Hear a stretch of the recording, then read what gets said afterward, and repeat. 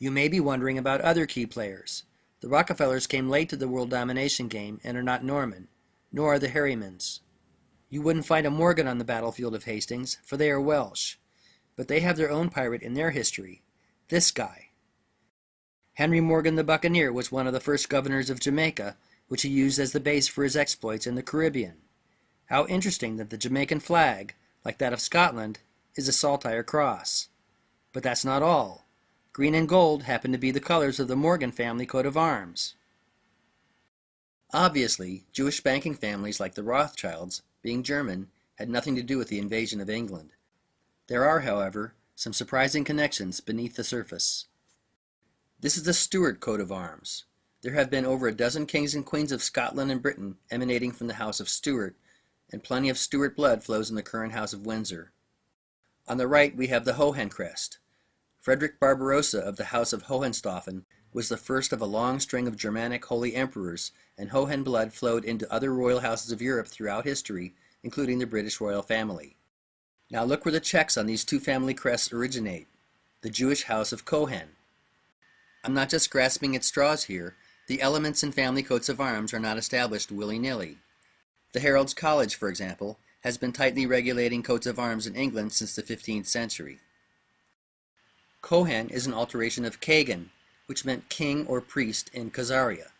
Khazaria was a large kingdom in Asia which converted to Judaism in the late 8th century, flourished through the 9th, and folded in the 10th. As Khazaria declined, two major groups there, the Magyars and the Kabars, migrated westward into Eastern Europe. Many, if not most, of the Kabars were Jewish. The Magyars, on the other hand, were really Huns, which is where the Hun in Hungary comes from. Historians invariably refer to these groups as Magyars and Kabars, and you'll never hear them talk about a massive Jewish-Hun migration, but that's really what it was. The leaders of the Magyar tribes were the Arpads, a clan which claimed to be directly descended from Attila the Hun, and who ruled Hungary for most of the country's history. Arpad blood also flowed into the royal houses of Britain through George, a Hungarian prince whose father was an Arpad and whose mother was a Russian princess of Viking heritage. George accompanied Margaret, an English princess who had been born in exile in Hungary, back to Britain in the 11th century, where she married King Malcolm III of Scotland. George's descendants are the Drummond clan, who not only married into the Scottish royal family as well, but became one of the wealthiest banking families in Britain. Two Drummonds happened to be the exchequers of the British Treasury during the American Revolutionary War and doled out the money used to pay for Hessian mercenaries rented by England from Hesse Castle. This money found its way not into the pockets of the Hessian soldiers, nor their king, Frederick II, but into the pockets of the king's personal banker, Mayer Amschel Rothschild, whose sons then used the funds as seed money to grow the Rothschild banking dynasty. Rothschild is an adopted name meaning red shield. The original name of the family was Bauer. An alternate version of this name is Bayer, and a Bayer or a Bauer was someone from Bavaria. If you take the blue and silver checks of the Cohen crest and turn them diagonally, you have the flag of Bavaria. The true origin of all these names becomes clear if you check the Scottish branch of the bloodline, Boer. The bow and arrow was the weapon of choice of the Huns, and this bundle of 5 arrows is an ancient Hun symbol. The Rothschild banking logo displays the same symbol. This topic is far too deep to really address here. Suffice to say that the ruling elite, be they kings, queens, or bankers, Vikings or Huns, Normans or Khazars or Christians or Jews, have been colluding, intermarrying, and competing for 1,000 years to get control of nations and markets. This is why it is meaningless to speak of a Jewish conspiracy. Organized religion is for us, the masses, not them. They have a different calling, to rule. The word cabal actually derives from Kabbalah.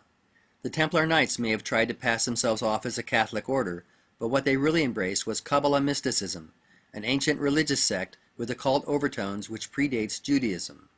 The dualistic nature of Kabbalah is represented in the interlocking triangles of the Magen David, which was used by Freemasons long before it became a symbol of Judaism. These are not Jewish temples, they are Freemasonic temples, and it goes without saying that the Templars and the other Crusader Knights were really the first Zionists, for they wanted the Holy Land, albeit for themselves. The Templars lost the Holy Land to the Muslims not long after they took it, but in the 19th century, 2 distinct Zionist movements sprang up pursuant to getting it back. One called for a return of the Jewish people to Israel, while the other hinged on a skewed interpretation of biblical texts known as end times prophecy. Some might be surprised to learn that there are far more Christian Zionists in the world than there are Jewish Zionists. One of the first proponents of Christian Zionism and end times doctrine in Britain was, interestingly, a Drummond, while one of the movement's first leaders in America was Charles Taze Russell, whose followers went on to found the Jehovah's Witnesses. Yes, this is the same Russell family that made its fortune selling heroin to the Chinese. Samuel Russell, the head of the family opium business, we briefly met. One of the original Templars may well have been a Russell, for one of the 9 knights who formed the order was a man known to history as Russell. This is very interesting, because another Russell of the 19th century, Samuel's cousin William H. Russell, co-founded along with Alphonso Taft, the father of future U.S. President William Howard Taft, an influential secret fraternity at Yale University in 1832. They named it, you're not going to believe this, Skull and Bones.